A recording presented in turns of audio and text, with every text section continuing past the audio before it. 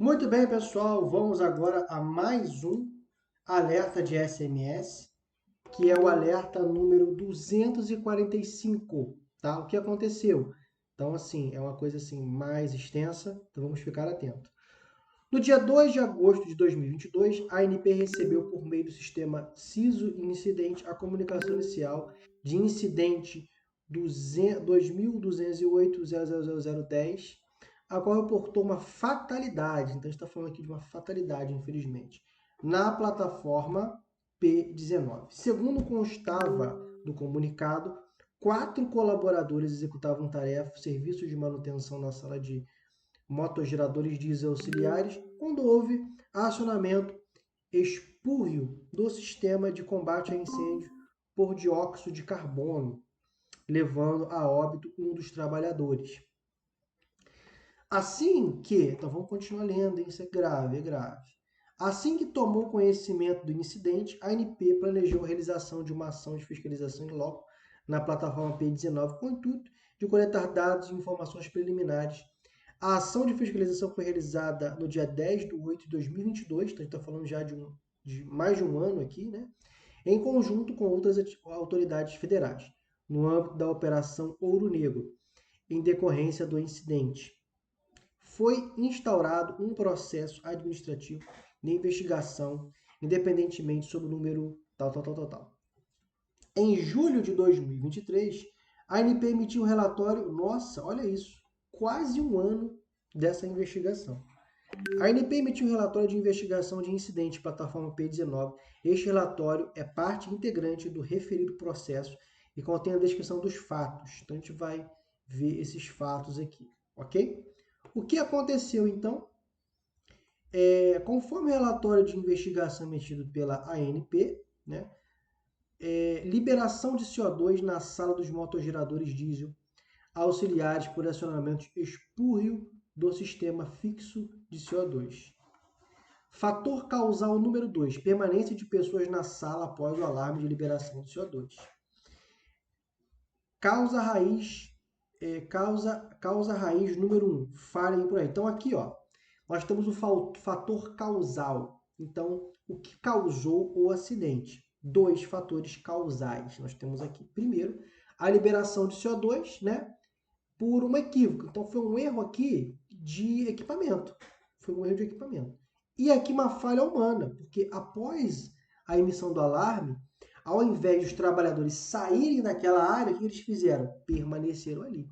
E como a gente sabe, ou se você não sabia, vou explicar, o CO2, ele retira o nosso oxigênio. Você, ao respirar o CO2, ao invés de estar respirando oxigênio, você respira dióxido de carbono, né, que é CO2. Dois dióxido, né, duas moléculas de oxigênio. Então, ao inalar o dióxido de carbono, você não consegue ter uma oxigenação adequada. Então, aqui houveram duas falhas, né? Falha de equipamento e falha humana. E aqui nós temos a causa raiz número 1, falha em projeto, como eu falei do equipamento.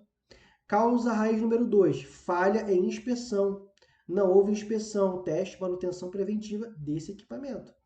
Falha número 3, falha na avaliação de perigos na permissão de trabalho, tá?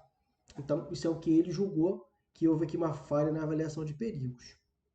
Eu acho um pouco, assim, minha opinião, eu acho um pouco complicado você identificar essas falhas de projeto na fase de avaliação de perigos, né?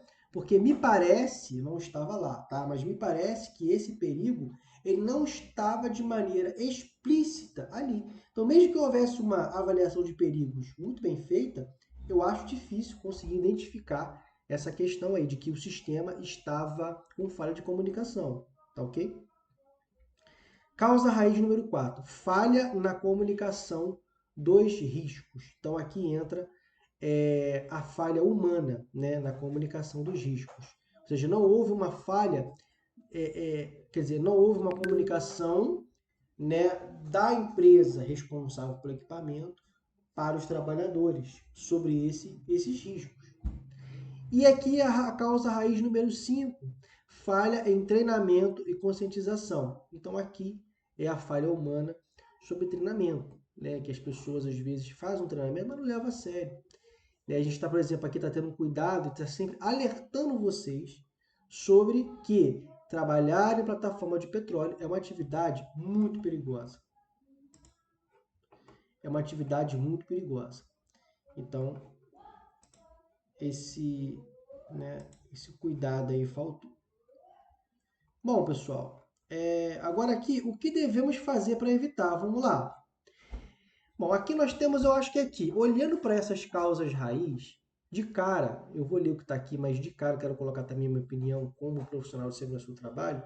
Primeiro, cara, levar a sério os treinamentos. Levar a sério o treinamento de segurança do trabalho, espaço confinado, tudo isso que a gente está sempre alertando vocês. Por quê? Porque às vezes eu vejo muito, o que eu vejo, às vezes, do trabalhador? Muita autoconfiança. Ah, eu já faço isso há 20 anos, já faço isso há 30 anos, e é esse cara que acaba morrendo.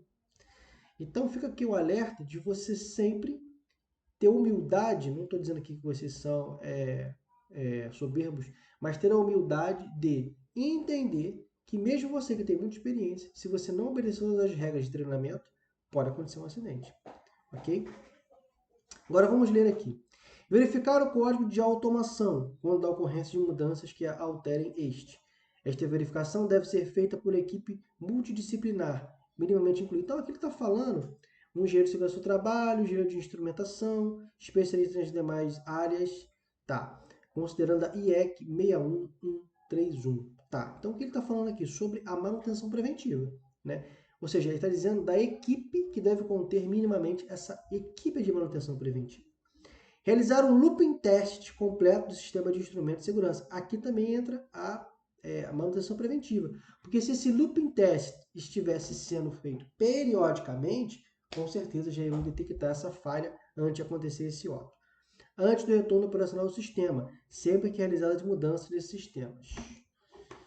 Projetar e construir salas para cilindros de CO2 fechadas, né, para novos projetos de plataformas, de forma a reduzir a possibilidade de entrada excessiva de umidade para as unidades em operação, avaliar e gerenciar os riscos de não ser fechado.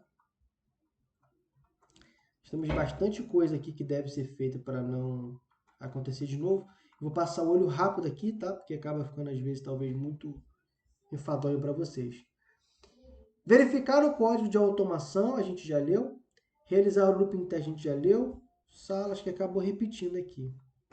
Instalar preferencialmente componentes eletrônicos com projeção IP65, ou seja, superior em locais que pode haver penetração de umidade.